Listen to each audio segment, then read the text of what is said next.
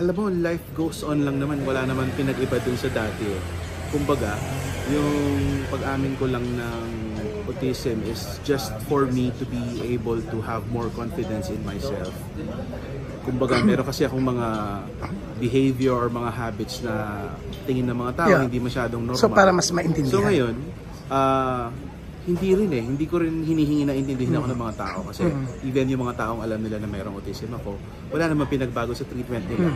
Ang sa akin, ang intention ko talaga doon is more of to have confidence in myself, diba? In spite of this disorder that I have. Yes. Yun lang. Gusto ko lang harapin yung mundo na hindi kinakahiya or hindi tinatago itong condition na meron ako. So how are you now after yun nga, being open about it?